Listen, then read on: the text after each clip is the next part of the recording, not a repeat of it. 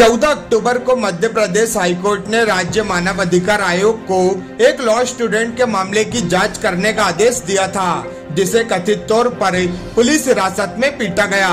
जिसके बाद 3 नवंबर को मध्य प्रदेश मानव अधिकार आयोग की टीम सिवनी मालवा पहुंची और देर रात तक पीड़ित पक्ष के परिजनों के बयान दर्ज किए गए। मानव अधिकार आयोग के डीएसपी राजेश गुरु के नेतृत्व में 4 लोगों की टीम के द्वारा पीड़ित पक्ष के बयान स्थानीय रेस्ट हाउस में दर्ज किए जा रहे हैं। मानव अधिकार आयोग के डीएसपी राजेश गुरु ने बताया कि माननीय उच्च न्यायालय के निर्देश पर लॉ स्टूडेंट के साथ हुई मारपीट के मामले में हमारे द्वारा जांच कर न्यायालय के समक्ष जांच रिपोर्ट प्रस्तुत की जाएगी। आपको बता दें कि पीड़ित लॉ स्टूडेंट को उसकी बहन के घर से इस बहाने से पुलिस लेकर आई कि उससे हत्या के एक मामले में जांच के लिए पूछताछ करनी है। इसे मानव अधिकारों के उल्लंघन का मामला मानते हुए जस्टिस विवेक अग्रवाल की पीठ ने मानव अधिकार आयोग से 3 महीने के भीतर अपनी जांच पूरी करने को कहा था। न्यायालय एक 62 वर्षीय व्यक्ति द्वारा दायर एक रीट याचिका पर सुनवाई कर रही थी, जिसमें कहा गया था कि उसके बेटे लॉ स्टूडेंट को पुलिस हिरासत में पीटा गया और उसके बाद उसने पुलिस को 2 लाख रुपए रिश्वत दी। फिर बेटे को संबंधित पुलिस अधिकारी ने रिहा किया। कोर्ट को यह भी बताया गया कि जब उसका बेटा पुलिस हिरासत में था, उस दौरान परमवीर सिंह सैनी बनाम बलजीत सिंह और अन्य 2021 एक SSC 184 मामले में सुप्रीम कोर्ट के आदेश का उल्लंघन करते हुए सीसीटीवी कैमरे पुलिस थाने में काम नहीं कर रहे थे।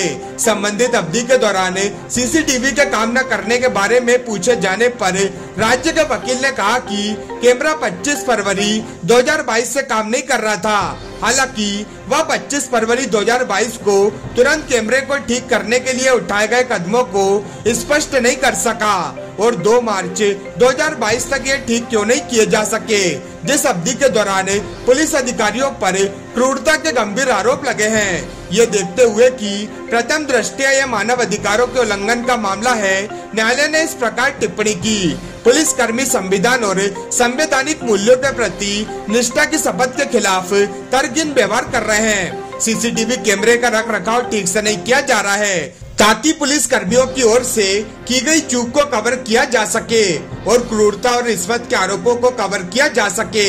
साथ ही कोर्ट ने MP मानव अधिकार आयोग से 3 महीने के भीतर अपनी जांच पूरी करने को कहा और कहा कि अगर आरोप सही पाए गए तो शिकायतकर्ता को मुआवजा देने के लिए राज्य सरकार को निर्देश देने को कहा गया है। हमारी पूछताछ में मेरे बेटे को आज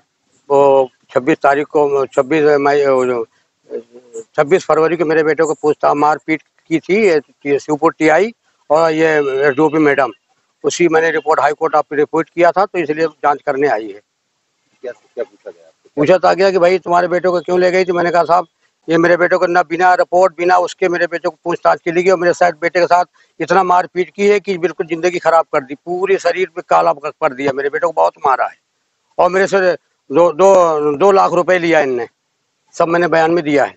कौन सी टीम आई है, कहाँ से आई है? ये मानव अधिकार की टीम आई है। हाँ, मानव अधिकार की टीम आई है और मेरे से पूरा बयान लेगी। मैंने पूरा बयान दे दिया। मेरे साथ जो हुआ, मेरे बेटे को मारा गया, झूठा पकड़ के ले गई पुलिस और ये अपने शिवपुर TI और ये डोपी मैडम, दोनों ने मेरे बेटे को इतना मारा कि मैं क्या बता सकता हूँ। और झूठा, गलत, कोई रिपोर्ट नहीं, कुछ नहीं, जबरदस्ती मेरे बेटे को इतना मारपीट मेरे बेटे के साथ की। तो मैंने यहाँ इनके SP को दिया, कुछ सुनवाई नहीं हुई। उसके बाद मैंने फिर हाई कोर्ट में मैंने ये अपना हाई कोर्ट में लगाया केस। तो आज मानव अधिकार जांच करने आई।